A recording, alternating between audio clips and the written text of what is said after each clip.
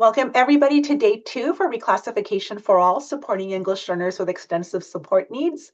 Here on this initial slide, you are going to find a QR code that if you scan will prompt you to sign in for today's attendance. You can also do so by entering that bit.ly link address into your web browser. We encourage you to sign in using whichever method you prefer so that we can keep in touch if we are to update the slide deck today or create additional resources to support your learning for today. Give us a couple more seconds to allow our friends to sign in.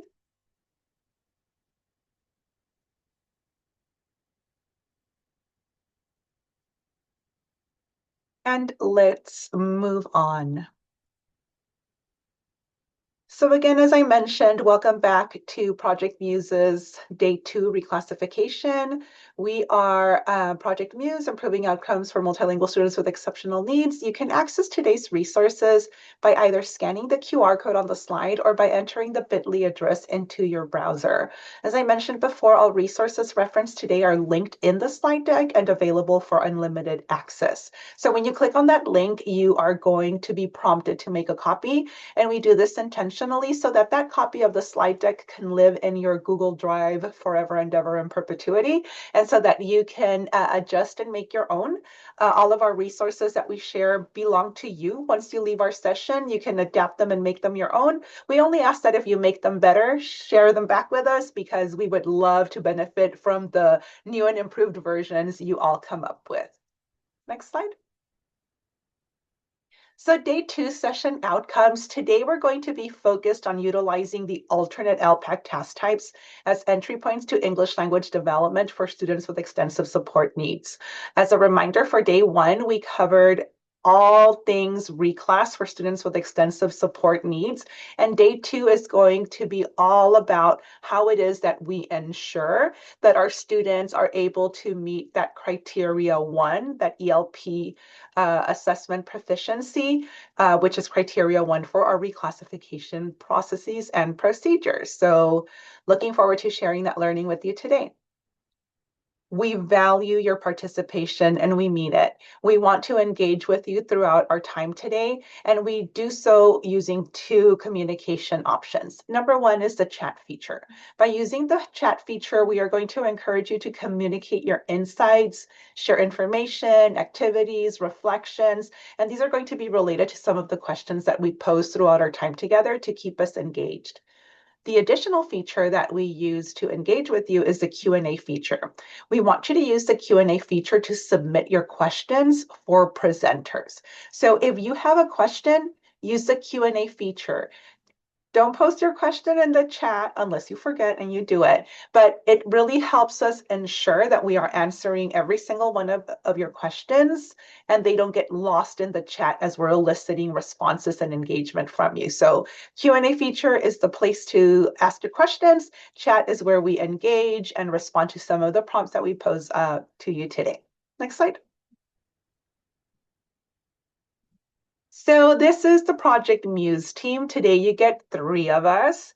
Not present with us today are Dr. Deborah Montoya, our lead consultant, who used to be our SELPA director here at Imperial County SELPA and is now a special education director at Oceanside. Also, our current SELPA director, Christina Zavala, who is at another meeting as SELPA directors do since they're so busy. With you today, we have Jessica Crothers Ragiotis, and I will let her introduce herself and tell you a little bit about her background. Hi, like she said, my name is Jessica Crothers Ragiotis. I'm a coordinator with Imperial County SELPA and also a coordinator as part of Project Muse. My background is all things extensive support needs. First as an educational specialist, so a classroom teacher.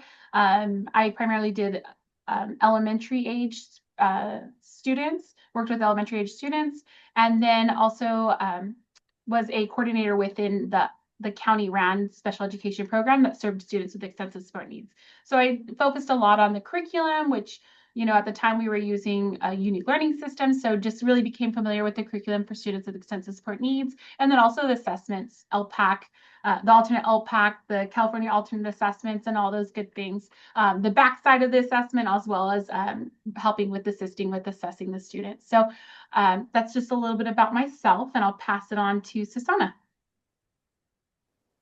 Thank you, Jessica. Hi, everyone. My name is Susana Avila. I am an Early Intervention Program Specialist here at Imperial County SELPA, and now helping out with Project Muse.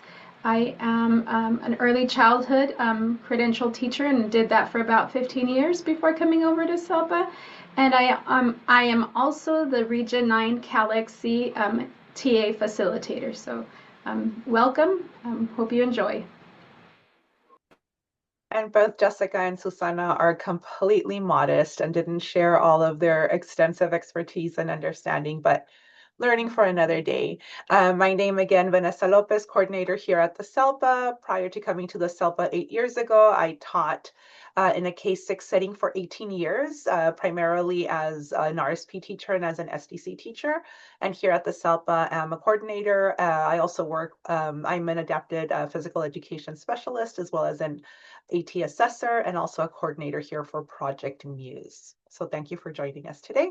And use the chat right now to let us know who you are, where you're joining us from, and your current role. So name, district, or COE, or SELPA, depending where you're joining us from, and your current role, or roles, because I know many of us wear multiple hats. Hi, Tabitha. Hi, Yolanda. Hi, Christina, Thomas, Gabby, Jose, and Anna, Erica, Carol, Susanna, Suzanne, Mona, Celeste. Oh my gosh, those of you old enough to remember Romper Room, don't say who you are. But if you do, you remember Romper Room. Yeah, Mona, I always was waiting for my name to be called. She never saw me in the mirror. Check YouTube, you guys, if you don't know what I'm talking about. Romper Room.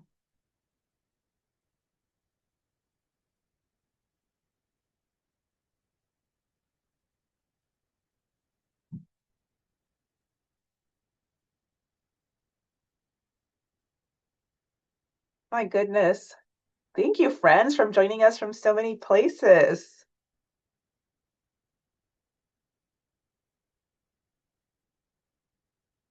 Ooh, Lename in the house. Angie, hi. Michelle. Hi, Kelly.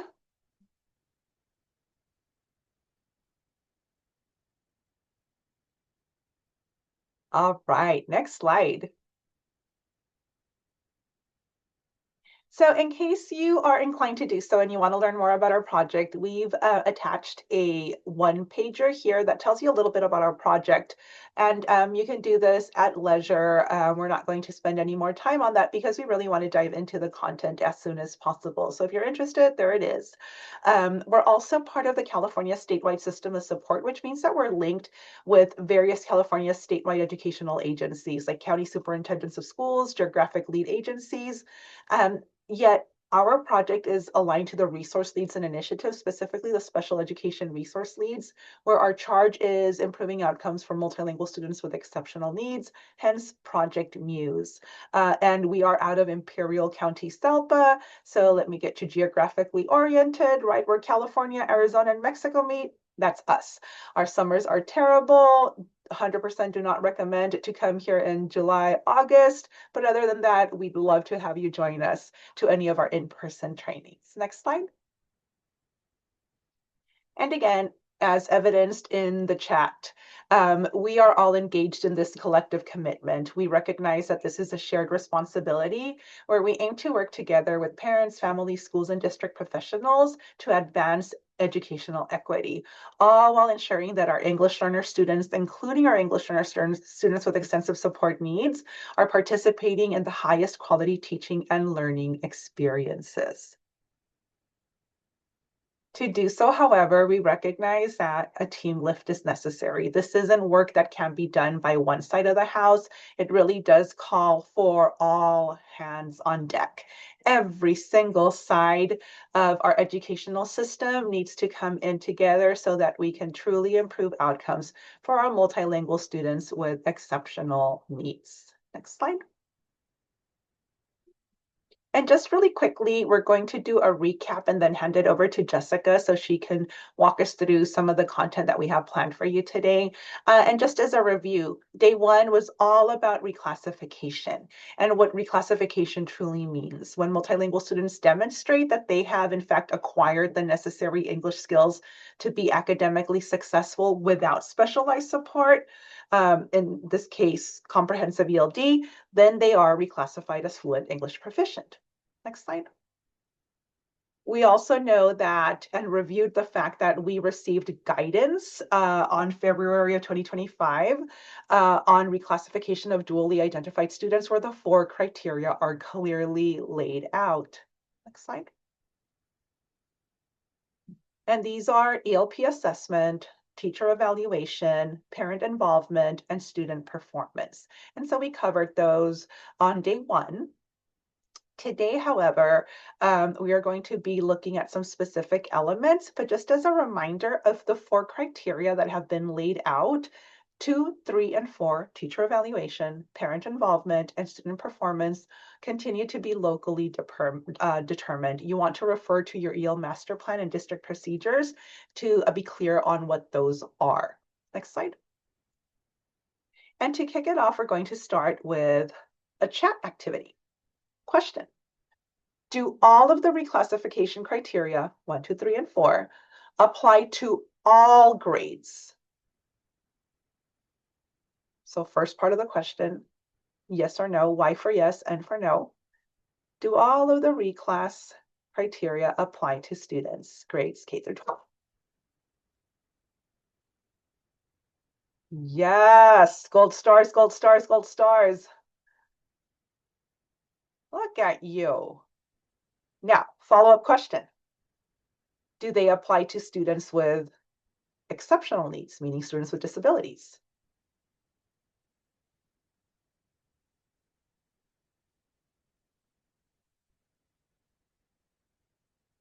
A, you pass, A+, superstars. My goodness. You go on the Bluebird list, all of you. Next slide. So, seeing that you did so well with day one, we are going to build our capacity with day 2 content and learning. And it's all going to be about the alternate LPAC and the ELD connectors. For that, I'm going to hand it over to Jessica, where she's going to take it away. Jessica? Awesome, thank you. Alrighty, so we know we have some data, we looked at this last time, of what that performance levels looks like for our students in that 24-25 school year. Just briefly wanted to look at it for those initial assessments. In 23-24, we have 8.13% that received that 3 where they were eligible to be initially fluent proficient.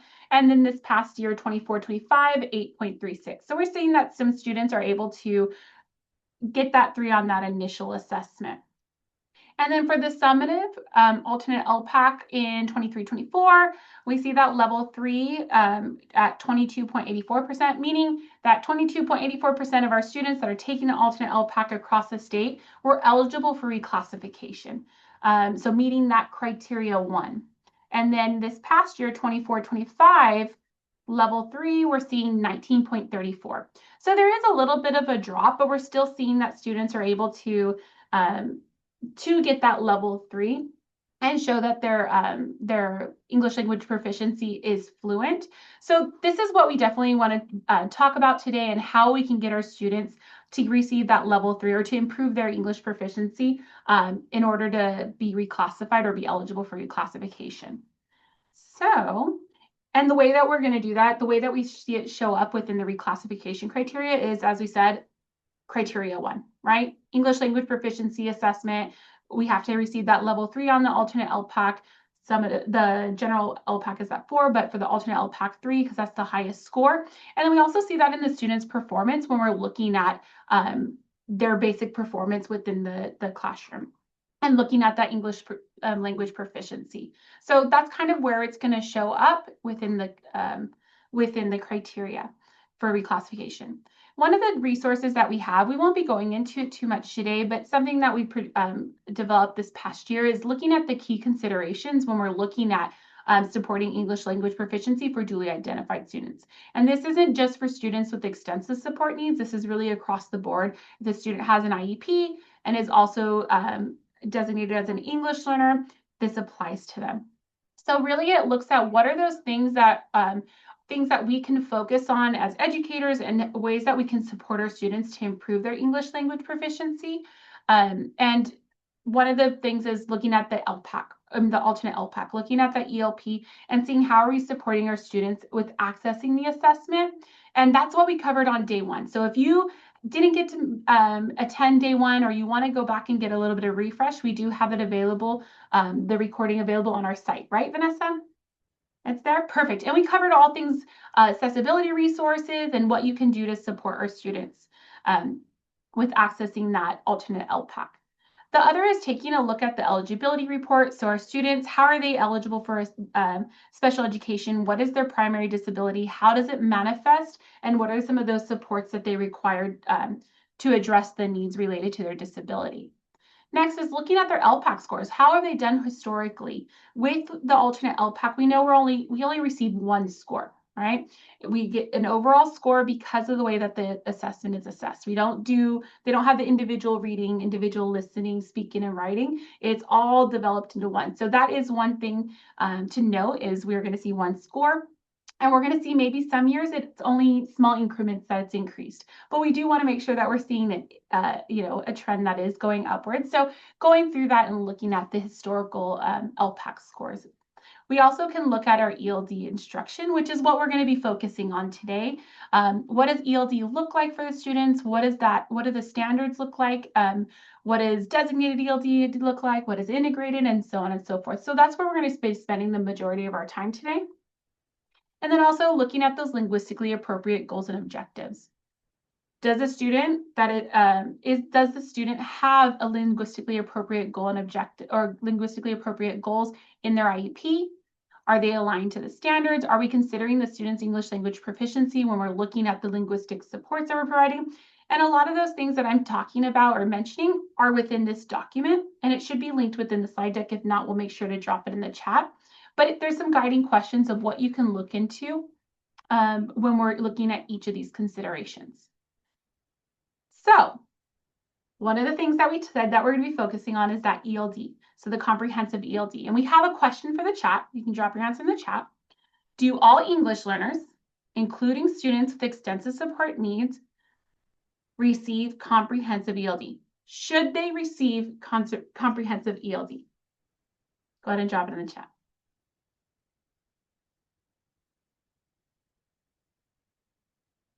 Some of you caught my word that I added in there, huh? Yes, they should, right? Yes, you're correct. Oops, we're jumping ahead.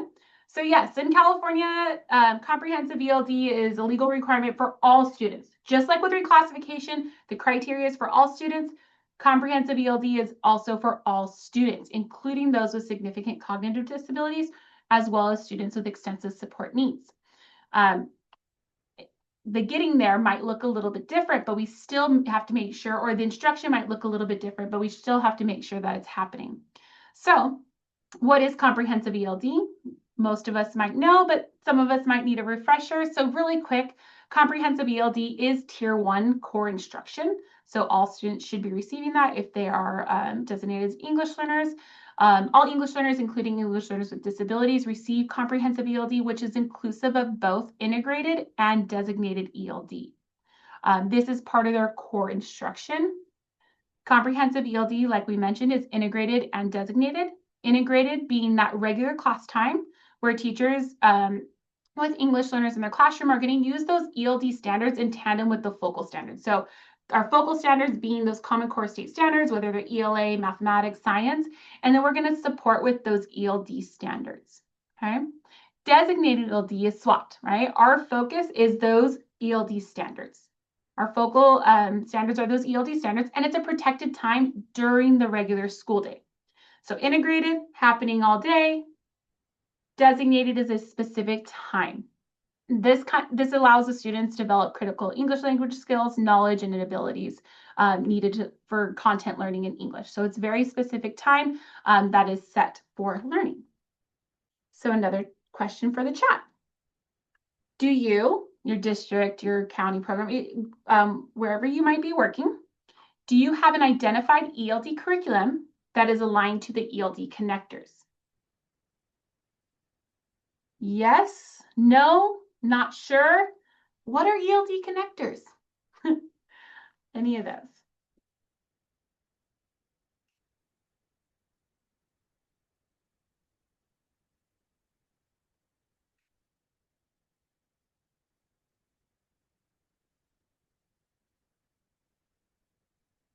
I have to say, I really appreciate everybody's participation in the chat. So it's great. I see yeses, I see nos, not sures, a little bit of everything, maybe some not sures. Great. Some questions about the connectors. And then, yeah, some people also noted that there's some programs that have that integrated piece, right? There's that awareness of the ELD, and some even have ELD connectors, and there's some integrated ELD standards within them. So thank you for adding that. Maybe no specific program, but strategies. Perfect. Thank you so much. All right. Oh, someone just shared they got everywhere. Cool. Okay, so what does designated ELD look like? Another question for the chat. What does designated ELD look like for students with extensive support needs? Remembering that the designated ELD is that protected time, where the focal standards are those ELD standards.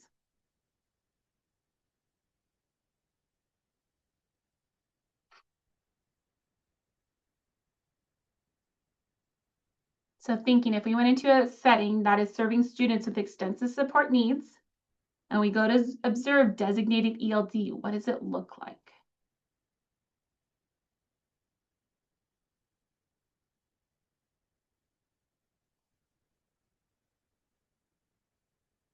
Yeah.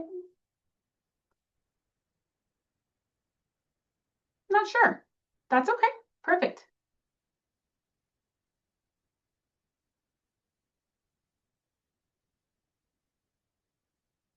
Good. It can look different based off students' needs, skill sets, staff, resources. Okay, it looks like designated ELD and special in the general education, but with specific accommodations and modifications. Awesome. Some people have it that's embedded in the program. Awesome. Looking at the ELD standards, but also with that mindset of ensuring that we're looking at the proficiency level. That's really important. Awesome.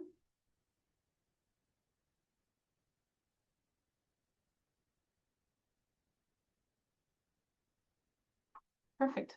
Any other ones that Vanessa you saw that you want to point out, or Susanna?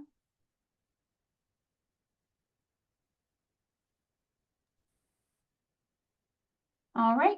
So perfect. Thank you so much for putting that. So really, some of it, we're maybe not sure of what it looks like at our schools. We have some ideas, and really what it looks like is it's very different in each setting.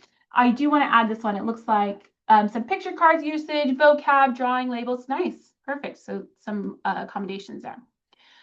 Perfect. So there was kind of like maybe some uncertainty around what ELD connectors are or where we can find them. They are linked in this slide deck, so you should be able to access them there. But we want to start with those, right? What are the ELD connectors? Because knowing that our students are taking the alternate assessment is aligned to the ELD connectors. We want to make sure that we're ensuring that instruction is also aligned to that, right? ELD connectors are made specifically for students with significant cognitive disabilities, which are also some of our students that are receiving that have extensive support needs. ELD connectors are the alternate achievement standards. That's what they were referred to mostly in previous years, as those alternate achievement standards. And that reduce the depth, breadth, and complexity of the the general ELD standards. But it really still looks at what those main ideas are or what those focal skills are. In 2012, ELD standards are the destination. The ELD connectors are what are going to get our students there. Okay, so again, We have our ELD standards. They're now reduced in depth, breadth, and complexity. And there's these ELD standards that we're using to provide instruction to our students with extensive support needs. This is a little visual that we made to kind of help understand a little bit more about what those ELD connectors are. On the bottom here, we have those Common Core state standards, right? That is our path. That's where we're having our students work towards, right? But when we're looking at what those ELD standards are, they went and pulled what are those skills that we're asking our students to be able to do to meet these standards? And the connectors are what are the essential understandings. So when we look at those standards and we identify what are those essential skills that our students need to make progress, that's what makes our ELD connectors. So here's an example. We have a kindergarten ELD standard, part 1A1, exchanging information and ideas with others through oral collaborative discussions on a range of social and academic topics. Okay, that's our OG, our general 2012 ELD standards. Okay, thinking about our students that have significant cognitive disabilities or students with extensive support needs, what are some potential barriers or some potential concerns we might have if we're trying to provide instruction around this ELD standard? Go ahead and drop it in the chat.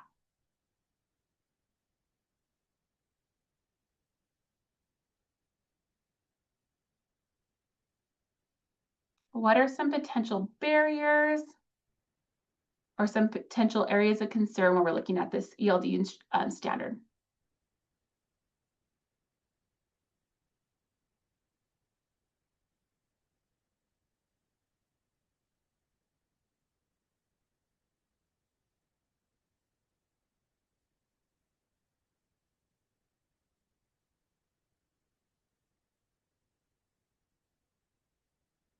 Awesome.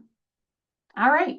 A lot of you got it, right? That oral collaborative really stands out. And really, yes, there's different ways to communicate, but this one specifically calls out oral collaboration, which can be a barrier for many, many of our students that have extensive support needs because of the verbal speech part, right? And many of our students are maybe at the time non-speaking, haven't quite developed that oral communication, and that is a barrier. And if the student is able to provide oral collaborative, how are we going to ask our student to move forward if they haven't established that skill? Another thing is the range of topics. Knowing that our students might not have access to a broader range of topics, whether that's because of the type of instruction that we're receiving, it could be a potential barrier as well. But let's look at that ELD connector. It says, exchange information and ideas by participating in short conversations, responding to simple yes, no, and WH questions using gestures or words, and by following some rules for discussion and about familiar social and academic topics. What are some differences that we notice here?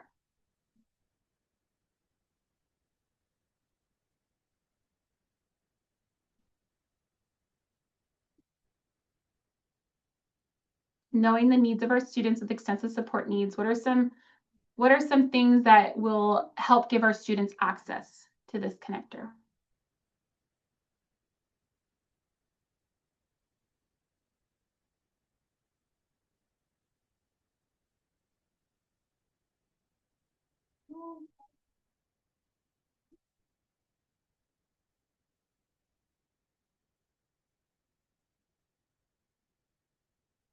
All right. I like that. One of the first things is, yeah, they removed that oral collaborative, right? And added some support. So we're looking at, they can respond yes, no. And what are some ways do we have to respond yes, no through oral communication? No, right? We can use gestures. We can use our head, nod, shake our head, use some picture cards. It really leaves it open to ensure that we're using our students' preferred modes of communication. You can use assistive technology, perfect. So maybe a device like some switches or some low tech like communication boards. Oh, I love it. The emphasis on familiar, right? We're no longer looking at a range of topics. We want to make sure that we're identifying what is that skill that we want our students to do. We want them to be able to exchange information and ideas. And one way that we can make sure our students have access to that is by giving them the opportunity to share about what they know, something that's familiar, right? They're going to have some background knowledge on it, and that's going to help with that. Let's see. It's inclusive. Yes, all AEC devices. Beautiful. Perfect. You guys have got it. So yeah, short conversations. So we're not having to use long long conversations. It can be short ones. It can be responses to yes, no, gestures or words, familiar topics. So really when they're looking at these ELD connectors, it's kind of giving that bridge to what those essential skills are and gives opportunities for access. Let's look at one more. We have a 6th to 8th grade standard, ELD standard. It's reading closely literary and informational texts and viewing multimedia to determine how meaning is conveyed explicitly and implicitly through language. What are some potential barriers when we're thinking about our students with extensive support needs?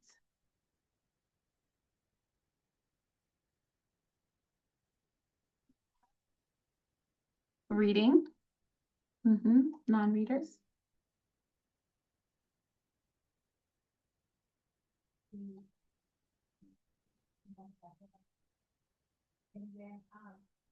Perfect. Reading, non-readers, not being able to read at grade level. Beautiful, thank you. So let's move on to the ELD connector then. Read text and view multimedia to summarize information, identify central ideas, themes, and supporting details, and determine the meaning of words, phrases, and expressions in read-alouds and simple written texts. What are some things that help support or help give our students access to that standard through the ELD connector?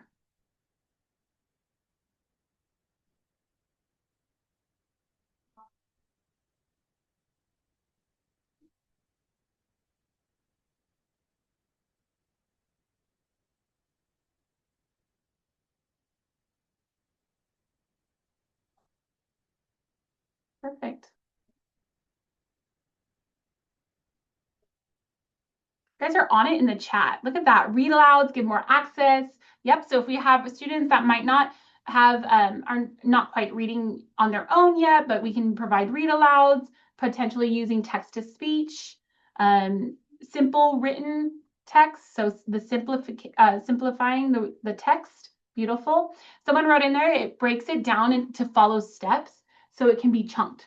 And that's what we do when we're working with our students with extensive support needs. Or really a way to a good strategy is chunking into pieces, right? And looking what are those separate skills we're asking our students to do, and can they show us that they know how to do it by through chunking, right? Awesome. Give a thumbs up if we're feeling a little bit better about ELD connectors.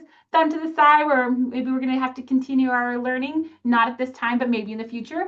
Or thumbs down where, no, we're just not going to do thumbs down. We'll do thumbs up if we're feeling better. Thumbs to the side if we need to continue our learning at another time.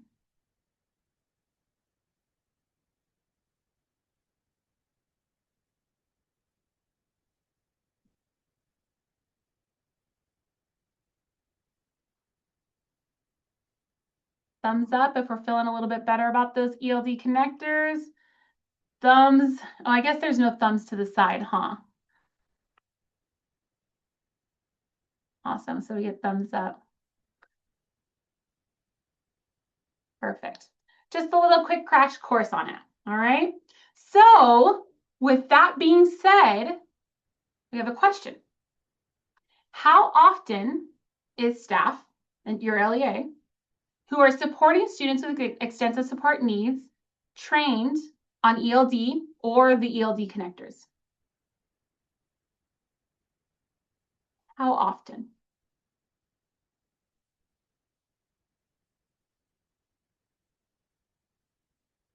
How often are they trained on it?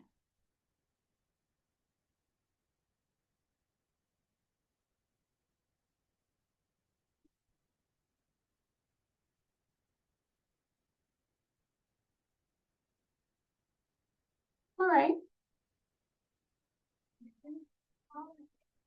Perfect. So we have some that read, see, it sounds like a yearly training. That's good. Maybe some not yet, not, to their knowledge, rarely. Okay.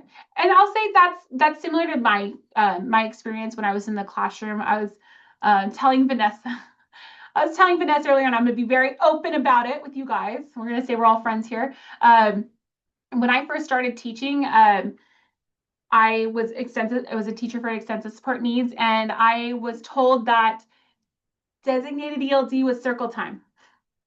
We're focusing on vocabulary like the days of the week, the months of the year. That's how it was explained to me. And that was my training. That was my quick little training from the previous teacher. So that was how I had thought it was, until I received a training at some point and I got a little bit better idea. But when I was teaching, I received maybe one ELD training. So yeah, that's kind of across the board, but definitely when we're looking at how are we going to get our students to make progress, or how are we going to get our students to meet that criteria one, it's going to be around ELD and making sure that our teachers and our staff know what ELD connectors are and how to provide that ELD instruction. So it does sound like some people have done a couple trainings, and I'm sure as we move forward, we'll just continue to do more. All right. So again, alternate LPAC, it's aligned to the ELD connectors, which is why it's so important that we make sure our instruction for our students that are taking the alternate assessment are provided instruction aligned to that, ensuring also that they have access to that instruction. So one of the things before we move on, Jessica, yes, is it okay if I just jump in for a second? Yes. So let's go back to that slide.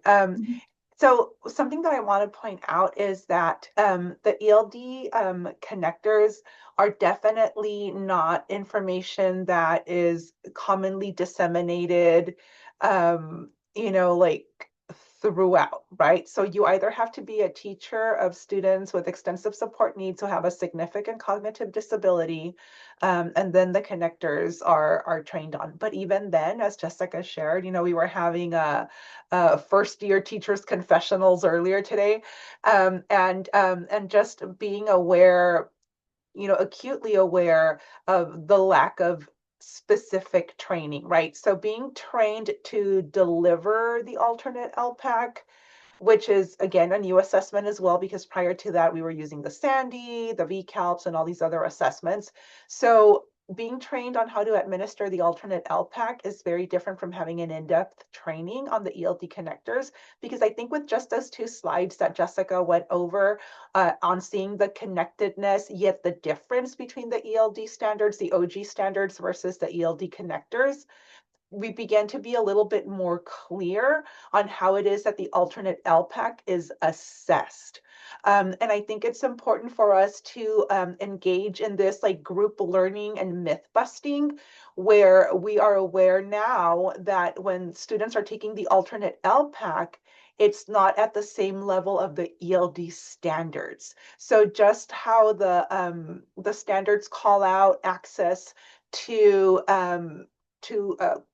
accessibility resources and supports, as well as AAC devices, as well as any other modes of communication. And Jessica is going to go in a little bit deeper, but I want to just preface that so that when we move on to these next sections, you begin to hone in on the difference between how it is that the alternate LPAC is aligned to those ELD connectors, meaning that it's also going to impact how it is that we teach that ELD component and how it is that students engage with the assessment when that time comes. Okay, back to our regularly scheduled program. Thank you so much for putting that in there, though, Vanessa. I think that helps kind of focus what our conversation is about and why we're talking about the alternate LPAC when we're looking at ELD, right? And so one of the things that we've talked about is when we're looking at ELD for our students with extensive support needs, and knowing that training, we haven't had the training maybe not as frequent, or the depth of knowledge might not be there for all of our teachers or our staff that are providing ELD. One of the things we talked about is using those alternate LPAC task types as an entry point to providing ELD, whether it's integrated ELD or designated ELD. And we'll talk a little bit about the difference and how that can look, but really using something that is a structure that is created to get us going with understanding what that can be, and how that can look for our students with significant cognitive disabilities. So what we have here is the task types that we had mentioned. There's 7 task types that are within the alternate LPAC, and they vary in linguistic complexity between low linguistic complexity to high. And then you can see some primary alignment to those ELD connectors on the side. But I want to take a moment really quick, and for those that are, provide instruction, that are maybe potentially ESN teachers or coaches or have been in the classrooms, I want you to give a thumbs up or a thumbs down to if these task types are something that you might be doing in your classroom already, right? So how often, or thumbs up, thumbs down, in an extensive support needs setting when we're working with our students, do we work on recognizing and using common words? You can put a thumbs up, yep. Thumbs down, no.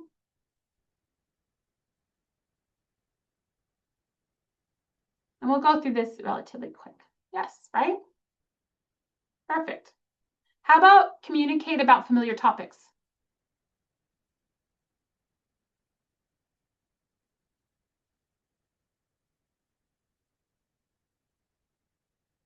Yep. Keyword, right? We saw that within the ELD connectors, familiar.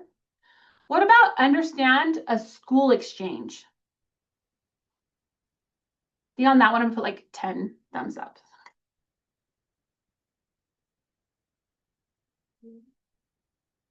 Okay. What about describe a routine?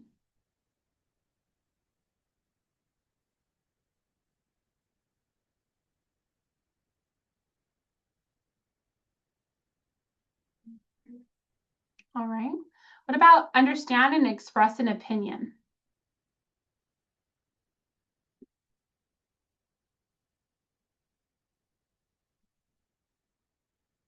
Got a couple thumbs down. That's okay. Thumbs up. Okay. How about interact with a literacy text?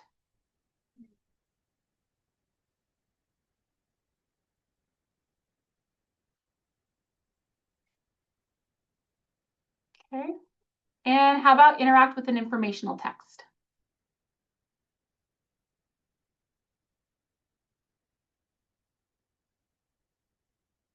Awesome. And the one thing I'm going to go back to, I saw a couple of thumbs down for the describe. I think it was describe a routine, right? I think it was describe a routine. Another one could be like understand a routine. We oftentimes in an extensive support needs, we have routines, even thinking about how do we wash our hands, right? Or how do we get from the classroom to the cafeteria to get our food? So understanding routines or describing a routine is similar. So these things are already happening in the classroom, right? They're very much reflective. And that's something that when I saw the LPAC, it's like, oh, we do these things. Like this is part of our everyday instruction. And I think a big part that is often missing is just that understanding and that intentionality, and understanding what are those ELD connectors and being very intentional to make sure that we're working on those skills. So there is a resource right here that you could pop open. It talks about what each of those task types look like, and it breaks it down a little bit further in there. Let me go back to it, sorry. But the next piece is when we're looking at those task types, we're looking at it away from of how we're asking our students to respond, right? We want to make sure that they have a sense of understanding or can show what they know through a receptive manner and expressive. And I know when we're looking at the OG LPAC, that just the regular LPAC, we are looking at, how are they going to express what they know through reading? How are they going to express what they know through listening? How about through writing and speaking? Where this is very different for the alternate LPAC, it's done in a very integrated manner where we don't need our students to be able to read a text, right? We can use read aloud. We can use speech to text to speech. We can use different manners to help support and to remove those barriers and make sure our students have access. We're, writing. We're not asking our students to have to write during ELD instruction or during ELD to work on a certain skill or during even the LPAC. We have different manners of showing what they know, as well as speaking. We don't have to have that oral communication. We can use preferred mode of communication. We can use choice cards. We can use switches, all these different types of things. But really, we want to come back to looking at what is it that we're asking our students to do. We want them to be able to show what they know receptively as well as expressively. Okay. Vanessa, did you want to add anything on that part? Yeah, so one of the things that I do want to highlight here is that oftentimes when we have conversations, um, sometimes we'll hear things like, oh my goodness, like how are we expecting kiddos to be able to engage with the alternate LPAC when they can read or they can't write? And that's part of the myth busting that I alluded to earlier, where we need to do this together. And that the alternate LPAC, just like the ELD connectors, they're not looking at individual language domains. We're looking at integration of domains. So now we're considering language as it always is, right? It's either receptive or expressive, right? And in this regard, what is amazing about the alternate LPAC and the ELD connectors is that everyone's mode of communication is honored. Just because a student is non-speaking, it doesn't mean that they don't have language. So part of that instructional piece is also a discovery of how it is that the student best communicates, whether it be via picture cards, whether it be via AAC devices, communication binder, verbal approximations, gestures, utterances, eye gaze. How is it that the student engages with their learning environments in a receptive mode and in an expressive mode? And that is what makes the alternate LPAC so different from the OG LPAC, and by connection as well, those ELD connectors. In the chat, I dropped in 2 resources. One is the blueprint for the alternate LPAC task types that defines them deeper. However, if you want a 1-pager, if you're a support provider for an ESN classroom, a site administrator, or if you're a classroom teacher and you want to familiarize yourself with a quick resource, the alternate LPAC task type information sheet is a 1-pager, one site for the receptive task types and how it is that it is assessed. And then the back portion is for all of the expressive task types. And I highly, highly recommend this to be shared out and read through with your ESN teacher teams so that they can begin to see how it is that a lot of the things that they already do in the classroom are in alignment with how it is that the alternate LPAC is assessed, exactly as Jessica shared earlier. Perfect, thank you. All right. So this is something we touched upon last time when we looked at what the alternate LPAC looks like. We want to come back to it when we're looking at ELD instruction and making sure that when we're looking at that instructional time, whether it's during integrated ELD throughout the day or during designated ELD, is we're posing those questions or those learning opportunities with this in mind. So we want our students to be able to we want to make sure that we're providing opportunity to practice their receptive skills. And when we're looking at a receptive test question, those are the ones that require students to demonstrate their comprehension of a stimulus by selecting a response from 2 to 3 options. So we're not asking a student to orally respond. Yes, we might have some students that can. Maybe they'll say yes, no. Maybe they can identify a familiar object. But really, we're trying to get them to respond to a stimulus by 2 to 3 options, meaning we might present them 2 to 3 options, and they're going to respond to by making the selection. Here's some examples, right?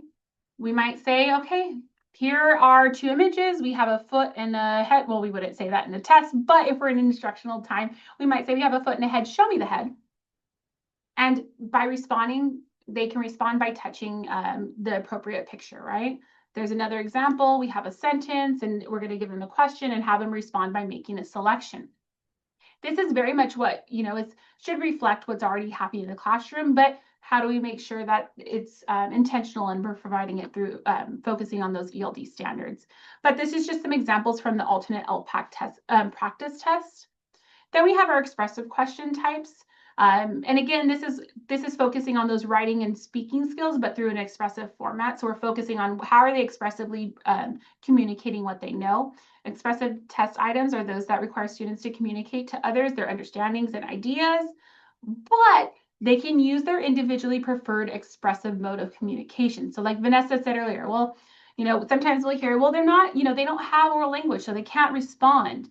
They don't have to, right? They don't have to verbally respond. They can use their own preferred modes of communication, which might be switches, or it might be, and I might have a picture on one of these slides coming up here. They can use gestures, so pointing, pointing to a selection, pointing to something in the room. They can use body language, making choices through visuals. So like I mentioned, like a choice board. They can use eye gaze, so making a selection by looking towards their choice. They can do it through writing, verbal language, vocalizations, AAC device, Braille. So there's a lot of different options. And oftentimes something we always mention is it can be more than one, right? Sometimes they might use switches for certain types of tasks, but then for another task, they might use a choice board. It really depends on the student's preferences and where and how they're already using those modes of communication. So I'm going to go back really quick to an example of those expressive question types. We have it's from the practice tests, and on 15 you'll see it. There's a sentence, there's an image, and we're asking an open question. What does Val like to do? And this is an example of what it looks like in the assessment. And so if we have a student that might not have oral language or maybe an AAC device to make a selection, they haven't quite gotten to that yet, there are picture cards, multiple choice options. So there's picture cards that are available. I don't know if I think I included them later on in here. Picture cards that are available, and they can make a selection through that. Okay. Then there's also expressive, where we're asking them to complete a sentence. And again, we have our visual supports that are available. And this is something that we can do within our classroom. And these types of questions and this type of work can really reflect what's already happening within the curriculum that's being used in the classroom. So if you want more information, I just put this in here. If you want more information regarding the alternate LPAC and how we can work on these skills in the classroom, there are some Moodle modules under the results are in Now What. They're free, and you just have to be able to. Do you have to log in to access these? Yes, right? You need to log in to access them, but they're free. But you don't need the Moodle keys. They live outside that Moodle certification, and it covers different things such as the alternate assessment decision-making tool. It looks at the modes of communication. So how do we support a student's modes of communication during the assessment, but also keeping in mind, how do we support their modes of communication in ELD instruction or instruction throughout the day? It also looks at the different task types. And I think we're currently on task type 3-4, we just did, right? And we'll be working on completing all of them in collaboration with Sacramento County Office of Education, but breaking it down, saying, okay, these are the task types. What can instruction look like in the classroom to support our students and make progress in those on those ELD connectors or those task type skills? All right. So I think we will go ahead and jump into this next. I don't know if you want to drop it in the chat, Vanessa, but we developed this resource knowing that there are a lot of resources when we're looking at the alternate LPAC. There's, the task types that were dropped in the chat. There's an information sheets. There's the ELD connectors. What we went ahead and did is we pulled a lot of those resources together to develop this. It is a portion of the task types. We don't have all 7 developed yet, but I believe there's 3 at this point. And what it does, it just kind of gives some of those informations and put the information regarding the alternate LPAC and the task types and how we can support during instruction in the hands of those that are teaching, right? Or those that are supporting instruction. And so what it does, and I won't pop it open right now, but what it does, it looks at what are those 7 task types. It gives a little brief description of the receptive and expressive question types. So what are we trying to get our students to do when we're looking at receptive skills? What are we trying to get our students to do or be able to do when we're looking at expressive test questions? I'm going to go ahead. I will click on it. You're not able to see it, are you? I'm going to stop share and I'll share it again.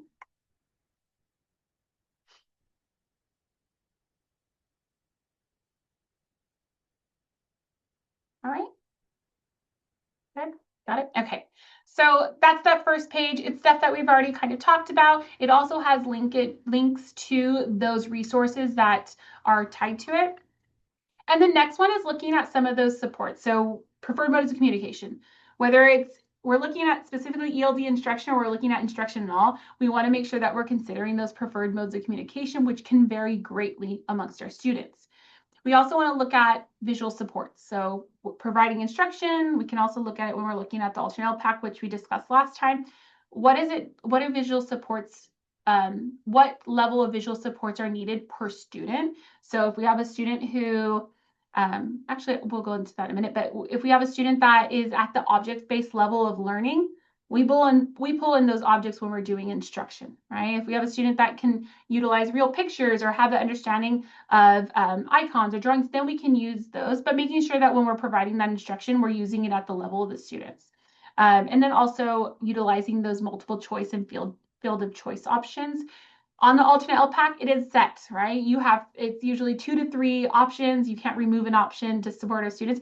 But when we are doing instruction and we're looking at students that maybe require the maximum level of support, or they are really working on those participation skills or engagement skills, we can utilize things such as narrowing the field choice, right? This really helps with providing students those positive experiences or those experiences with getting the correct answer, motivation. We're looking at reducing frustration. So, and that's that field of one errorless learning, right? We want to build build the students' skills to participate, engage, and then increase and look at that comprehension piece. So these are just some strategies to support, and I think we'll touch upon it again a little bit later. Next, it goes into breaking down that task type 1, 2, and 3. And I'm going to pop back to my slide deck because we have that over there. Just let me know if you see it. Good? No, there we go. Perfect. All righty. So we are going to dive into this for a minute. And we're going to right now keep in our mind that we're both providing integrated and designated ELD, right? Integrated ELD, it's happening throughout the day. It's focused around our Common Core State Standards for ELA, Math, Science, but we also have in mind what our ELD standards are, right? And we're supporting with that. So when we're looking at our ELD standards, we have our alignment on the side column right over here. But when we're looking at that task type of recognizing and using common words, our stimulus or our goal for them is that the student observes 1 to 3 photos of common nouns or objects. And then if we have a student with a visual impairment, we're going to use things such as objects, real objects, as well as manipulatives, so that they have that exploration. If we, for information, like it's a low linguistic complexity. And then we have it broken down on that. And this is a reflection of what's in that PDF. We have what is that receptive task type question or that receptive skill that we're looking at, as well as the expressive. So the communicative context, what are we getting our students to try to communicate what they know? The student shows the ability to identify a picture and a word by answering a question. The student response is the student chooses one of two picture options. So I'll give you an example what this might look like.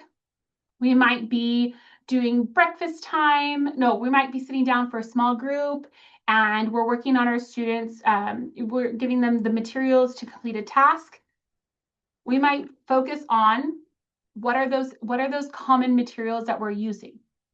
Example, pencil and glue. I have the objects in front of us and we're going to ask our students, point to or give me the pencil. Give me the glue. We might even prime them beforehand. We can say this is a pencil, this is glue. Give me the glue, right? So those are some opportunities that we can embed within our day as integrated ELD.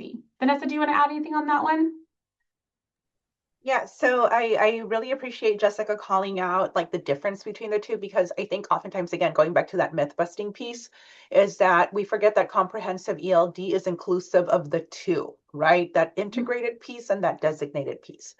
And it's still a requirement for students with extensive support needs. So Jessica alluded to circle time, and then she also initially mentioned like break, I think it was breakfast or lunchtime. Mm-hmm. All of those opportunities to have those integrated ELD components be part of that interaction, right? Like, point to if they're going to have to make a choice later on, which is another task type, Mm-hmm. having them be able to recognize chocolate milk, regular milk, right? Show me the chocolate milk, or give me the chocolate milk, right? And those opportunities that then build upon as we're looking at these task types as they build in complexity is going to be absolutely helpful. So multiple opportunities in the day to engage in, recognize, and using common words for our students with extensive support needs, and knowing full and well that it could be in pictures, it could be with realia, especially if we're still at that object permanence pre-symbolic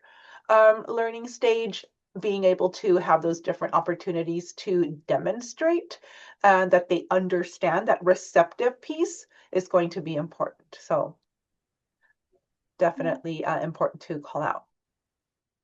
And these are things that happen in a setting such as an extensive support needs setting where we're giving our students choices, right? We're giving, like she mentioned, the chocolate milk or the milk, and having our students practice that skill. So that's the receptive. And then here's some examples of some lessons or activities that can be built into something that is more like a designated ELD, where the focal standards are your ELD standards, which we saw. I'm going to go back here. Right here, the ELD connectors, we can focus on those and make sure that we're giving access through activities designed around this task type. And here's some examples of how a lesson can be ran, as well as some receptive activities. So some activities that focus on that. There is a linked lesson plan that you'll see on the side. If you click on that, it'll prompt you to make a copy of it. This is an example. It's not an exemplar. It's just something quick that we came up with just to start getting the idea of what an instructional task might look like or instructional unit might look like when we're looking at ELD, designated ELD around this task type. What we're going to go ahead and do is give you guys, what do you think, Vanessa, about a minute, and we'll do a temperature check, a minute to kind of look at it, to go through the lesson. There are, when you look at, you're going to see 3 different lessons, but take a look at that lesson 1 and kind of come up with, do you have any questions about it? Are there any ideas? Vanessa, do you have any other things that you want some wonderings happening?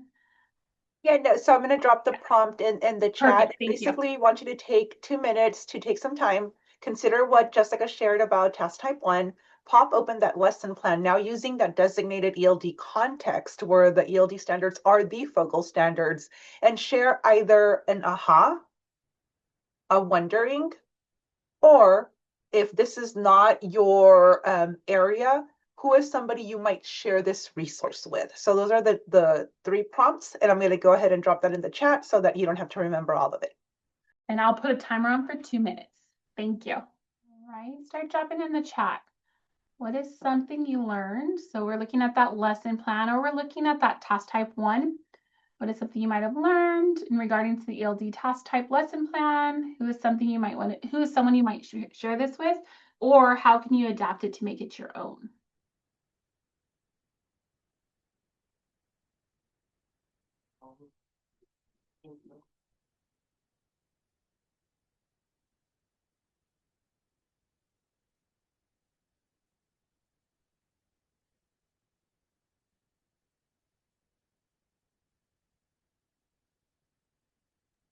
And as you're dropping your reflections in the chat, I want to take the time to answer a couple of questions that I haven't responded to in the chat by typing, because I think this is a good, these are 2 good questions that that have come up in the Q&A. And the first one is related to students who are neither here nor there, right? Students who struggle with the OG LPAC, but we know would not be appropriate for an alternate LPAC.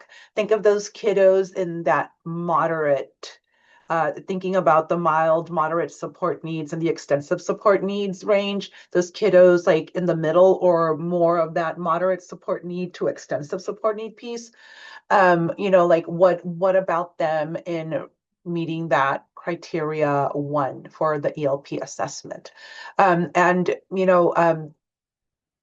The criteria 1 for ELP assessment is the only one of the 4 criteria that is set in stone, and that's either a 3 on the alt if the student has a significant cognitive disability, and a 4 on the OG LPAC. And then aside from looking at exhausting all UDAs, universal tools, designated supports, and accommodations, and then also considering potential domain exemptions, some of our kiddos are still going to come short, right, of meeting that requirement of a 4. And unfortunately, there is no other reclassification or an alternate reclassification criteria where ELP assessment criteria 1 can be changed. It's very much set in stone, so to speak. And then the other question that has come up is, are there connectors for the general LPAC? Meaning that, again, talking about that particular student population, I'm thinking of the kiddos, and as I mentioned, I taught for 18 years in a K-6 setting, and this was at a time when we had the CMA, which was the California Modified Assessment. I don't know if many of you remember the CMAs, and those were amazing. And short of that existing, I think that it's going to be a challenge for some of our students, but I think it's incumbent upon us to also explore what those reasons might be. One of the things that I've noticed with the accessibility resource matrix is that they've made quite a few additions to some of those accessibility resources, one of them being preferred use of alternate response options. Those are now available. Is it available? It's for all the assessments, right, Jessica, now that it's available? And we'll drop the newest link to the matrix here because it was released in November, I believe, the newest version of it. And they've added a lot of additional UDAs. They've also added sensory items as part of the UDAs. So important for us to really explore everything that's there. And then also ensuring that we are taking advantage of different ways to apply instructional routines and materials that we use in the classroom, and finding what most aligns to based in what's available for the assessment. So really becoming familiar with that lovely read that is the matrix, and finding what is new there and available, and also that ELD instruction piece, right? That ELD instruction piece, I think, is important. What does ELD instruction look like? And is it aligned to those ELD standards if the students are taking the OG LPAC, or the ELD connectors if the students are taking the ALT?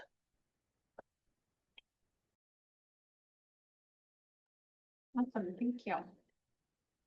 All right, so in the chat, I see some responses to some of those questions that were popped in there. A lot of sharing it to SPED teachers, looking at ways we can adapt it to support our students with extensive support needs. Awesome. And something that I didn't clarify, this is based off of those task types and those ELD connectors. So it is specifically around supporting students with extensive support needs. So that piece is there. Definitely, as with most things, we have to make sure that we're coming in with those manipulatives. And I saw someone put in there, they're looking at, how do we start maybe small with one picture card and then adding on.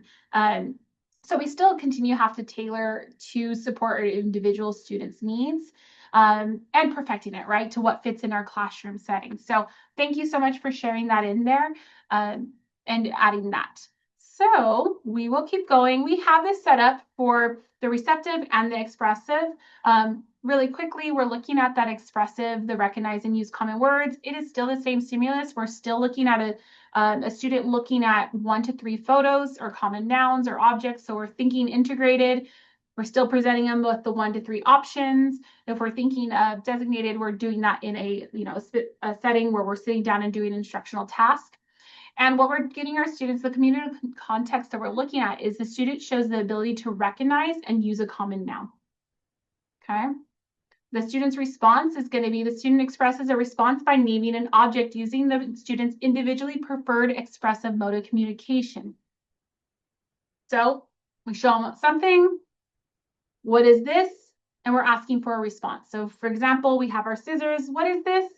And we can, maybe our students might provide that oral response. Maybe they'll use their AEC device. They have, maybe there's some pointing that can happen or gestures, or we can have those picture cards, right? Presenting just like we have it in the alternate LPAC, where there's picture cards that we can present that might be scissors, glue, pencil, and we're asking them, what is this object over here? We're pointing to the scissors. What is this? And then giving them those opportunities to respond as their form of communication. Okay. So the way that this varies is here. I'm going to go back just to show. We're giving them the options and we're saying, point to, show me, right? We want them to respond receptively. They're going to point to or show me. Expressive, we want them to be able to elicit what that object is. We're going to ask them, what is this? And they're going to use that preferred mode of communication to name that object. And awesome, Vanessa put some examples of what those preferred modes of communication can be, and really it can be open-ended. Okay. And then you also have the alignment to those ELD connectors. So same thing, same setup as last time. We have our expressive, we have the lesson, what that can look like. It's a shortened version of what's in that document.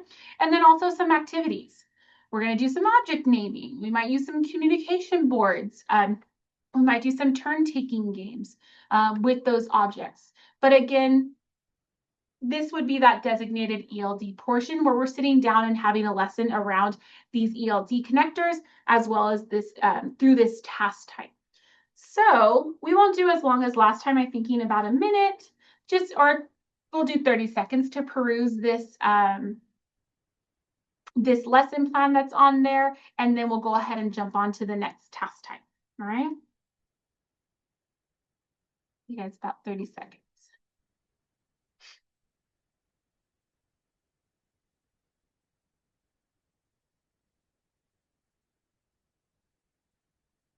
And you'll notice, I'm so sorry, you'll notice that it's within the same lesson, but there's just a separate section that's below, I believe.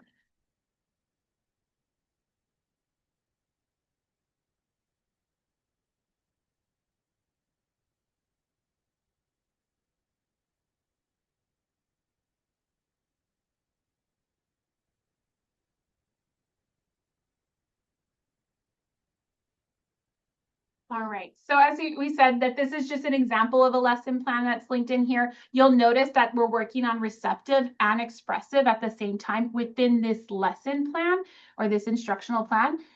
That can be completely separated. We can sit and have one sitting where we work on receptive tasks, that these skills or these connectors or this task type, and work primarily on receptive, and then we can come back another time and work on expressive. It's however you want to set it up, but just knowing that there's both portions. We're working on both skills, expressive and receptive. All right, so that was task type 1. We'll take a look at task type 2, which is communicate about familiar topics. The stimulus is the student is presented with a brief story of 1 to 3 sentences about a familiar topic. A photo or illustration is included for context and support. So we're making sure that we still have our visual supports to help with that comprehension. The student doesn't have to read the story. It can be read aloud to them. And it's also brief, 1 to 3 sentences. So we're not going to sit down and do a full story and then work on the skills below. It's a short, brief story. So when we look at the receptive type questions, the communicative context is the student shows the ability to identify one or more keywords or to answer simple questions about the topic. And how are the students going to respond or show what they know? The student's going to choose one of 2 picture options. So here's an example. We read the story, and it was about a boy drawing. We read a story, and we're going to ask questions like, what did the boy use to draw? Or we might leave it more a little open. He used a to draw. And we're going to provide those picture supports for the student to make a choice, right? On this next one, oops. Sorry. We have, again, the same setup where we have our lesson and our receptive type activities. And I'm going to pop back to this. Sorry about that. And think about it as within our daily instruction, right? We do an activity, we read our books, a story to our students throughout the day, or maybe we're doing a social story. I think that was an example that we used, right, Vanessa? We have a social story about, going to the cafeteria, okay? And that's something that's going to happen every day within the day, right? And one way that we can work on our ELD connectors or on these skills through integrated ELD is to pose these types of questions and with these types of supports for them to respond. So we read a story about going to the cafeteria and we make sure that, I'm losing my, we have to make a choice, right? We have to choose, do we want chocolate milk or milk? And the whole thing is about maybe we, regulating ourselves when there's no chocolate milk, but we can use that opportunity or that social skill story to go ahead and pose these types of questions. What do you do when you go to the cafeteria? What can you choose when you go to the cafeteria? You can choose to drink, milk, and using that social story as a means to support this skill development. Okay, that would be the integrated ways to put it in throughout the day. And then if we're looking at our designated ELD, there's an example here of what a lesson can look like, as well as some of those activities and a lesson plan to go with it. And you'll note that just so you don't open up all of them, they're all the same. They're linked in each of these pages, but they're all linked with, they're all the 3 lesson plans in one document. All right, we have our expressive, which again, it's the same stimulus. You're reading that 1 to 3 sentence story about a familiar topic, and you have those photos or illustrations. And then the expressive, we're looking at the student shows the ability to communicate simple information about the topic. And the student's response is yes or no by using an individually preferred mode of communication. So, did the student use the scissors to cut the paper? Yes, no. If we're talking about our social story that I mentioned about going to the cafeteria, and we're saying, if we can ask a question about the story. Did the little boy get to choose what type of milk they got? And making sure that we're working on that skill of expressing yes or no in that response. So something that we can embed through the day, right? Whereas on the next one we're looking at, and it's within that lesson plan, what does that look like as a lesson as part of our designated ELD? We can provide opportunities for students to communicate about simple information. We can read short stories. We can have additional activities. We're working on understanding yes, no, completing sentences, or simple information sharing. So we're going to give you guys about 2 minutes to look at that second lesson plan on the document, and then answer those same type questions. Would you mind throwing those back in the chat, Vanessa?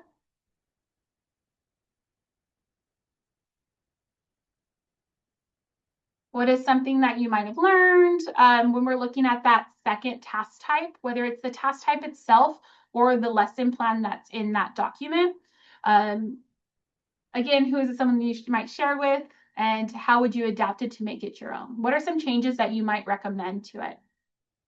All right, awesome. So yeah, I see someone put in there that they enjoyed the lesson plan and it can be adapted to do additional practice activities with students, and that's definitely the intention. I'm glad that that it can be helpful in that way. This is a very open-ended lesson plan, something that can be used. We know that our students with executive support needs or students with significant cognitive disabilities do really well with repetitive practice, right? So if we can create a structure that works, that targets the skills that we need, but that can be used to teach, we can change the topic, whether it's communicate about familiar topics. If we can have a structure that's in place that our students can get familiar with and are able to access and begin to understand what the expectations are, we can switch out what that familiar topic might be. So, for example, within our, we're focusing on, I don't know, it's Christmas time, winter or something, and our unit is about traditions. Maybe our focus is on traditions, on the familiar topics. We're talking about holidays, we're talking about family, whatever that might be. And we might use this structure when we're talking about that, and we're going to get very familiar with what that looks like, and it's going to help our students have access to the content. But then we're going to come back and we're going to use that same thing when we're talking about farm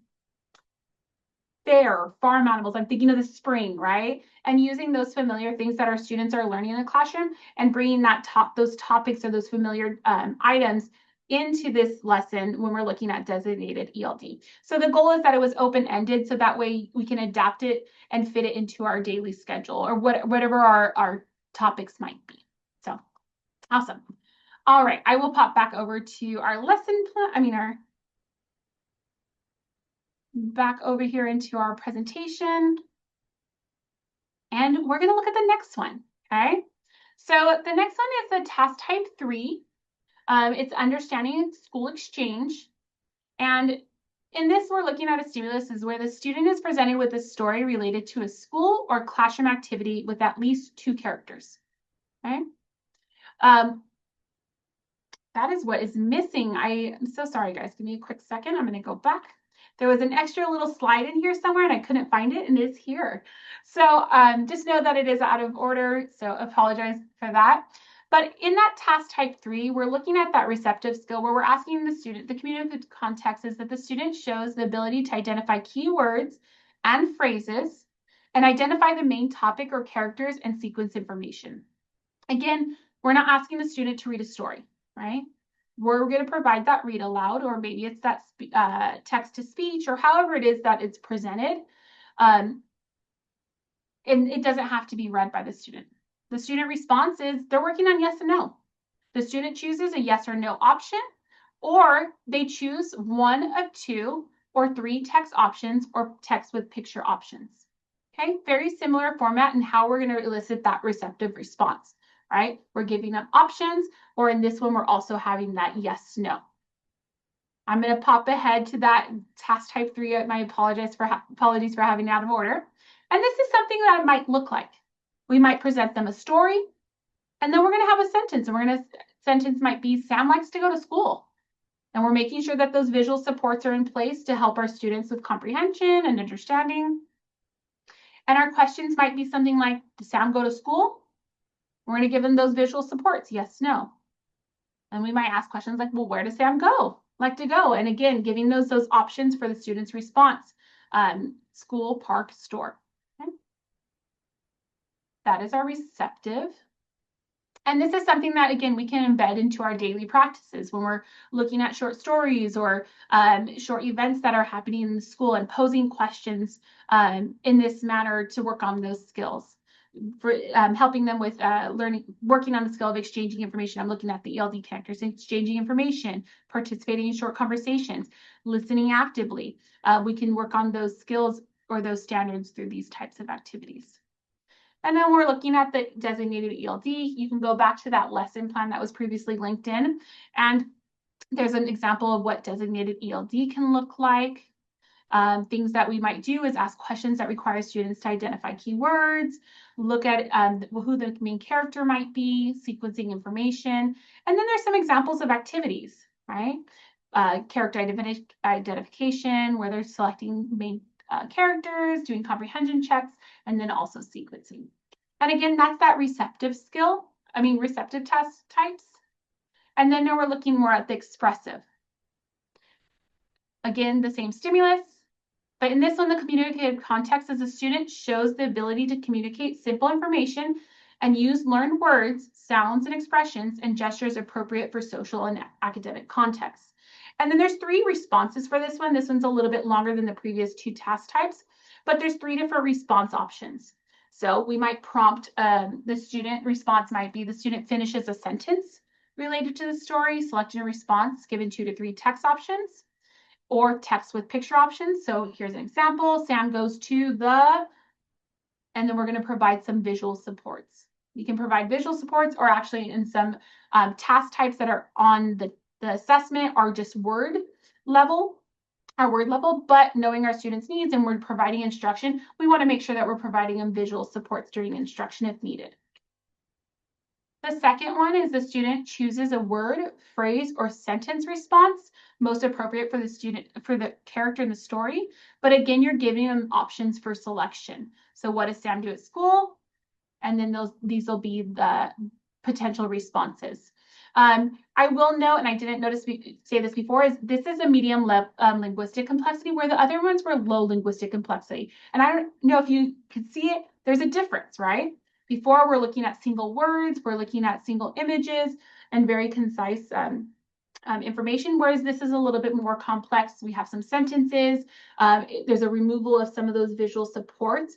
But when we're providing instruction, we can still continue to use visual supports. It's just going to look a little differently in the LPAC during the assessment. And then our third one is the student expresses a response by answering a simple WH question using their individually preferred expressive mode of communication. So how does Sam feel about school? And we're going to have them use their preferred mode of communication, whether it's an AEC device, communication board, or whatever that might be. And again, we come back to that understand a school exchange. And then this would be something that the designated ELD can look like. There's examples in the lesson plan, but making sure that we're providing during that time opportunities for students to communicate simple information, use learned words, answering simple questions, and then some examples of expressive activities. Again, I'll give you guys about a minute to look at that lesson plan for the third task type questions, and it's that last one within that document. Okay, so we'll go to about 1 minute. So we got to look at task type 1, 2, and 3. We know that that's how the alternate LPAC is structured into task types. We're assessing students through question types that are receptive task question types as well as expressive. But that's something we covered last time. This time we kind of looked at it more of that instructional. You know, what does it look like during integrated ELD? What does that look like designated ELD? These are only the first 3 of those task types, but there are 4 more. And as we go along, they're going to increase in complexity. But this just kind of gives that beginning point, that entry point for our teachers or for those that are providing instruction or support with instruction to get started. Okay, that was the intention of it. And to really understand what is it that we're asking our students to be able to do, and highlighting, and I think this is the magic of it, highlighting how much it already reflects what is or should be happening in a setting serving students with extensive support needs. You know, we're looking at how do we provide access to a preferred mode of communication, ensuring that they have a preferred mode of communication to show what they know, utilizing supports such as visual supports, and making sure we're individualizing to the student's needs. So just wanted to highlight that on there. Before we move on to our instructional considerations, I just want to give you guys an opportunity to put in the chat if you have any questions regarding this section or any, as Vanessa likes to say, the ahas before we move forward. So I'll give you guys about a minute. Pop anything in the chat. Any wonderings, ahas, thumbs ups, thumbs downs? Beautiful. I see you can keep adding in the chat if you'd like, but I do want to just highlight, I see someone just mentioning like the options for responses and AAC spelled out directly as part of the lesson plan. I think that's huge. I think sometimes when we think about ELD, and I'll say from my perspective as coming from a teacher supporting students with extensive support needs and seeing those ELD, the general ELD standards in the beginning and trying to figure out where do our students fit into that picture or into those, can be a little hard. But whereas when you look at those ELD connectors and look at ELD in this, you know, viewpoint of how do we, you know, maybe use the tools such as the task types to look at ELD, it already looks at that. It's taking into consideration the supports that the students with extensive support needs potentially have, including the need for AEC device. So I agree. I think highlighting that, yes, AEC, and we're going to repeat that 500 times, right? Utilize the AEC, utilize the student's preferred mode of communication, use those visual supports that the students require. Awesome. There's also one about differentiation. Yep, that's huge. We got to continue to differentiate. And there's some talk about sharing. So awesome. Thank you so much for putting in the chat. I do want to note on the lesson plan, you'll notice there's times like suggestion of time for each section. So it might add up to, I think it's like 15 minutes or maybe it's 30 minutes. Just know there is no set time for ELD. It's based off of whatever is determined within your school site or your LEA. So just know that that can be changed, right? And I don't know if Vanessa, if you want to see you pop back on, if you want to add anything on that. Yeah, no, I just think I've been reading the chat comments, and I think it's so helpful to get permission, right? Because I think as educators, oftentimes we're like, oh, I don't know if this is allowed, or I don't know if this is appropriate. So seeing that connectedness, not just in the lesson plan, but how on the ELD connectors call out the opportunities for students to use diverse modes of communication. And the other thing also is that just because you have a preferred mode of communication doesn't mean that you can't have others happening at the same time. So you might have a student who is more comfortable or familiar with perhaps a communication binder, right? However, they are learning to use a Dynavox, or they're learning how to use the iPad. So you're not bound to just one. So there's fluidity in that as well. So dependent on task, dependent on purpose, and we know this, depending on time of the day, depending on day of the week, that might change. So knowing that the alternate LPAC is also responsive to that is incredibly helpful, and in a way gives practitioners permission to then be like, okay, like I can do this as part of my teaching, so that when it comes time for students to demonstrate their learning and their understanding, that is also readily available. And there's an element of generalizability, if that's even a word. Am I making up words over here? Across contexts, right? Thank you. All righty. So we'll go ahead and keep going. This is something we talked about, some instructional considerations the last time we met. But we talked about it in a way that we're looking at how can we tailor, how can we individualize the alternate LPAC to give our students access. So we want to look at it in the form of how are we providing, whether it's integrated ELD or designated ELD, how are we providing these supports to make sure that they have access? Because sometimes we might have students who are, working on some of those more skills to access or to participate, right? We can call them, we want to make sure that we're working on the active participation. That's our goal for that student. We want to make sure we still have the content in front of them. We're providing them access to ELD, but we might be also really focusing on how do we support participation. So there's some things that we can do when we're looking at instruction, whether it's ELD or it's some other form of instruction that we can support our students access.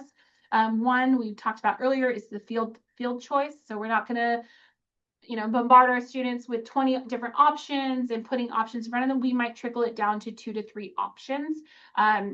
This is going to help reduce that cognitive load and that guessing and frustration. We're also probably not going to go up and do a worksheet based off of this. We want to make sure it's something that's interactive and the students are able to put their hands on the choices. And if it's realia, they can explore the choices. If we have 20 different items, it can be a bit much. So, right, we can narrow that down to maybe 2 options. We also have the opportunity to do arealist learning, field of 1, where we might be giving them the answer, but again, we're thinking about what is it the goal for that student. If the goal is for them to work on their participation and engagement, this type of learning might be appropriate for that student, right? We want them to work on making a selection, right? And by doing one option, we can build up their motivation, giving them positive experiences and reducing that frustration. Okay, and this is part of that instructional. When we get to the alternate LPAC, the choices are the choices. We can't change that. But when we're providing the ELD instruction, even though it says we need to give them 2 to 3 choices when we're looking at those task types, during instruction, we can tailor it. We can accommodate a student's needs and provide one option to help support that student's needs and engagement. So I did note that on there. Alternate LPAC, you can't remove choices. The next is the visual supports. We talked a little bit about this. Visual supports can really vary, but there's this thing called symbolism where we look at what is the student's ability to use and understand symbolic representation. And we go from things that are very concrete and tangible, such as the object, which is at the bottom of the ladder. That's our starting point. And we work our way up all the way to text. For students that are receiving, that are in extensive support needs setting, are primarily not going to sit at the top of the ladder. Can they? Yes. And will they get, could they get there? Yes, definitely. That's something. But when we're looking at providing instruction and we're teaching new things, we're going to want to find out where is it our students are at on this level of symbolism and make sure that we're supporting those needs. So if we have a student that is really engaging more so in object-based learning, meaning we have the objects. If we're talking about the farm, we have a little barn and we have a cow and we have, you know, a little sheep or whatever it might be. If we're talking about food, we might have the actual food items. We want to make sure our instruction is also instruction. We use that with our instruction, and we can also use that when we assess the student. We can pull out those items and let the students use those items to make responses. If a student is at the point where they can do real images, real photos, pictures, we can provide pictures of objects, icons, which are those symbol type images, and then of course text. So just really looking at, when we're looking at instruction, finding out where our students are at and presenting materials based off of their level of understanding. And this is an example of what that might look like. This is the part of that resource on one of the second page, I believe, where we're looking at, okay, find out if we're saying our students are in this area of reality and object, let's make sure we're providing those instructional materials at that level, meaning we're going to have a bunch of materials on the table. When we're sitting down to do ELD and we're looking at naming familiar objects, we're not going to have a worksheet on the table. We're probably going to have the items. If we're talking about school items, we're going to have pencils, scissors, glue. If we're talking about, I said farm already, but we'll say farm again, we're going to have those materials out. If we have students that are at that real picture level of understanding, we might use the pictures that are provided within our curriculum or provided that we can find online, icons, and so on and so forth. Okay, but really looking at what degree our students are at. We're utilizing their modes of communication. We're going to say this for the 100th time, just making sure that we're looking at that mode of communication. And sometimes when we sit down and we're doing the alternate LPAC, our students haven't developed their mode of communication yet. And so we might be seeing that they're receiving a level 1, you know, a 1 on the alternate LPAC. But that could be also because they haven't established that mode of communication. There might be some understanding, but there's not that ability to express what they know. So this is really huge when we're looking at that instructional time. Again, whether it's ELD or just instruction in general, is working on finding a mode of communication, whether that be eye gaze, picture cards, AAC devices, whatever it might be. It's just that's part of our instructional practices, is to try and establish a mode of communication.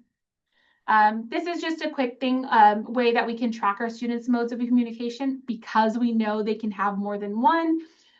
We can get a spreadsheet that helps us identify what is it the mode of communication that they use on expressive tasks, receptive tasks, what is that level of symbolism that they might be using. So when we do our planning, when we are preparing our materials or we're setting up our small groups, we can look at what is it that we need to prepare for our students for that instructional time.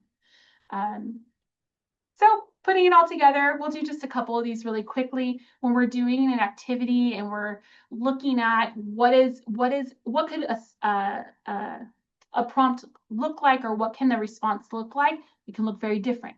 We're considering field choices, we're considering those visual supports, as well as the modes of communication. So we're asking student, this is based off of task type 1, identifying, oh my goodness. Task type 1. I'm losing that one, but task type 1, we're looking at that. Student responses can vary. We want them to name the object. What is this?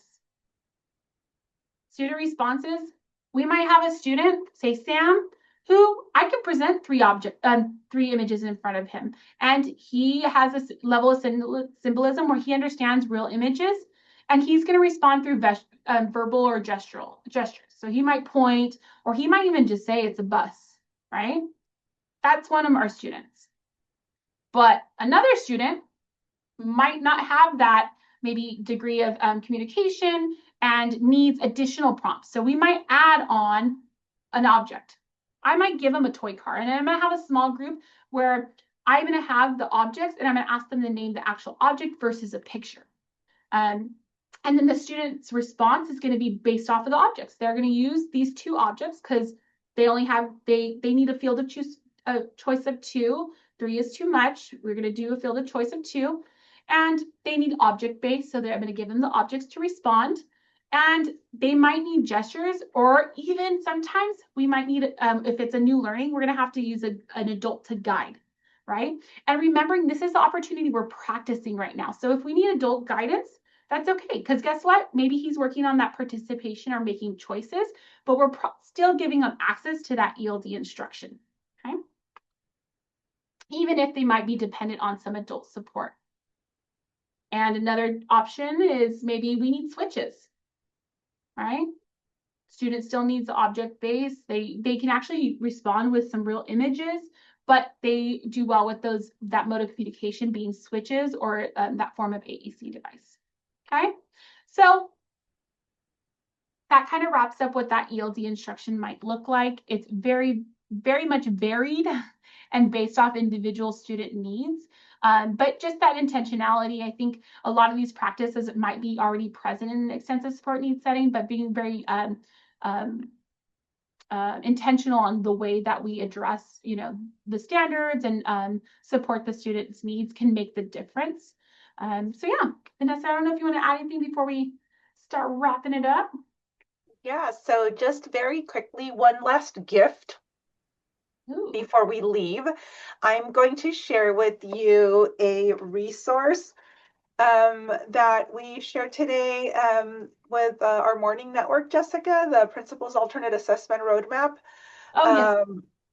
And feel free to make it your own, especially as the window is opening now for alternate assessment. So if you are responsible for alternate assessment or know the person who will be in charge of alternate assessments, this is a neat little tool that we put together to support teams in being able to plan for the alternate assessment, which includes the alternate LPAC, which we spent a lot of time talking about last time and then again today.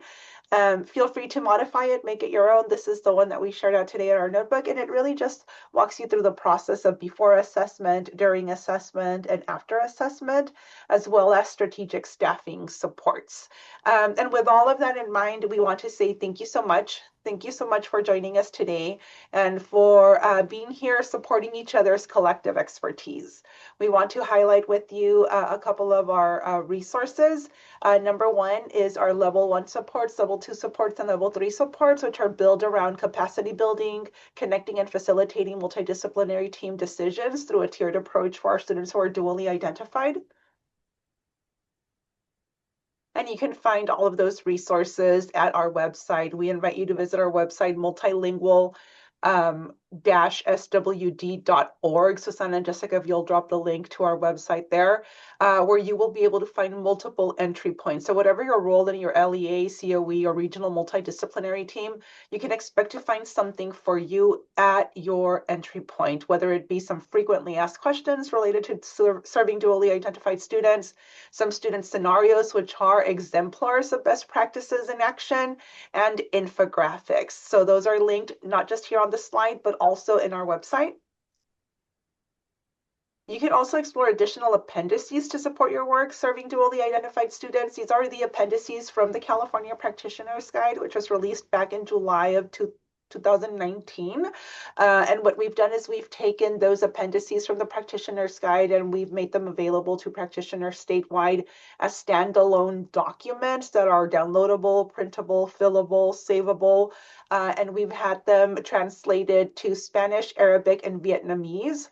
So the original version in English is available, but then also on this page, you can access those translations. We are working on additional translations and we'll keep you definitely posted as soon as those are made available.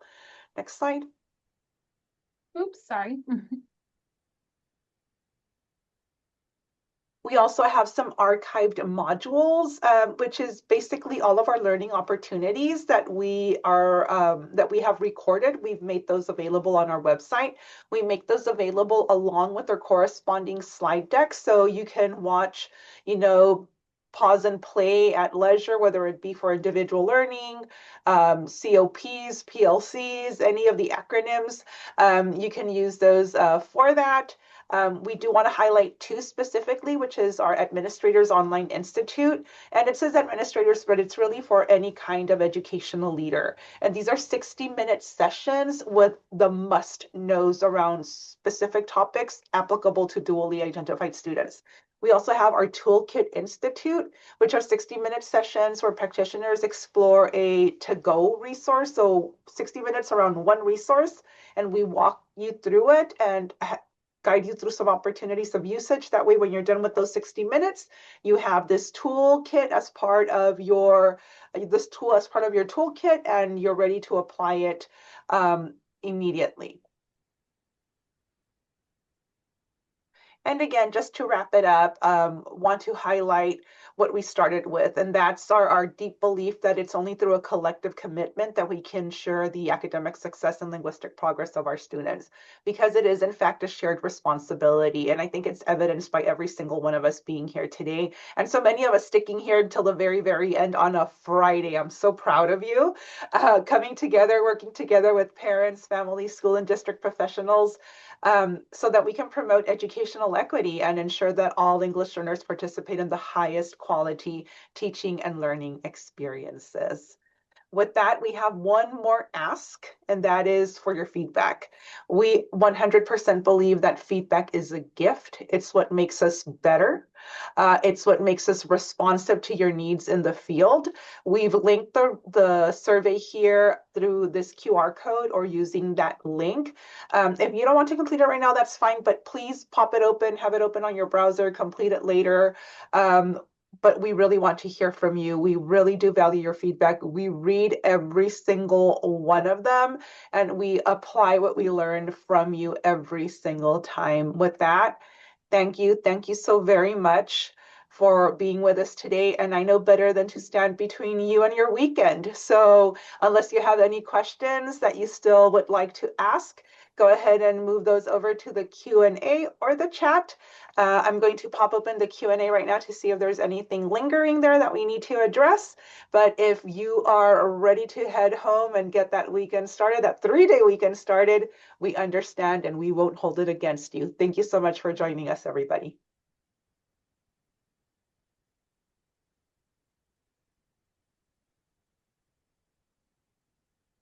And Thank you, yes, we do everybody. conduct trainings. That's the one question that was there. We do conduct trainings. A lot of them are via Zoom, just because we are very much rural and it's only what you saw on the screen. That's all that's in our team.